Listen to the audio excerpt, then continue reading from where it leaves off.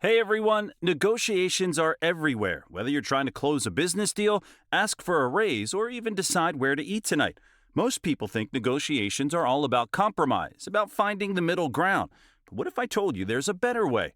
Chris Voss, a former FBI hostage negotiator, has a totally different approach, and it's not about meeting halfway. Today, we're going to dive into his book, Never Split the Difference, and explore 5 powerful tips that will help you win at negotiations, just like the pros. Before we get into the tips, let me introduce you to Chris Voss. Chris spent over 24 years in the FBI, and for much of that time, he was the lead international hostage negotiator. Imagine being on the phone trying to talk someone out of harming hostages. The stakes couldn't be higher, and there's no room for compromise. This experience taught Voss that negotiation is all about understanding the other side, building rapport, and ultimately getting what you want without giving up what matters most.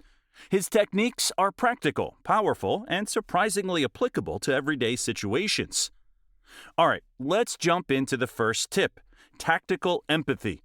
You've probably heard that you should put yourself in someone else's shoes, right? Well, Voss takes that idea to a whole new level. Tactical empathy means really understanding the emotions of the person across from you and verbalizing them. You want to show that you get where they're coming from. This isn't about agreeing with them. It's about making them feel heard. Saying things like, "It sounds like you're frustrated," or "It seems like you want X," can break down barriers and lead to a more open conversation. When people feel understood, they're way more likely to work with you. Next up is mirroring, and no, it's not as awkward as it sounds. Mirroring, according to Voss, means repeating the last few words that the other person just said. It's a simple but super effective way to make them feel heard and encourage them to elaborate. For instance, if they say, "I don't think we can afford that right now," you could respond with, "Can't afford that right now?" This encourages them to explain more, and you'll often get valuable information without having to pry. Tip 3 is embracing no. Most of us are taught to fear the word no, but Voss actually sees it as a good thing. Getting a no isn't the end, it's just the beginning. When someone says no, it often means they're not comfortable yet or they need more information. Voss suggests asking questions that allow the other person to say no in a way that makes them feel safe. Questions like, "Would it be a bad idea to revisit this next month?" help the other person feel in control, making them more open to further discussion. The fourth tip is labeling. Labeling is about identifying and naming the other person's emotions. You might say something like, "It seems like you're worried about the risks." This simple statement helps acknowledge their feelings and shows you're not ignoring their concerns. When people hear their emotions put into words, they often feel less defensive and more willing to open up.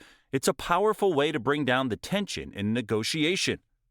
Let's move on to the accusation audit. This technique is all about addressing any negative perceptions the other person might have about you before they even have a chance to bring them up.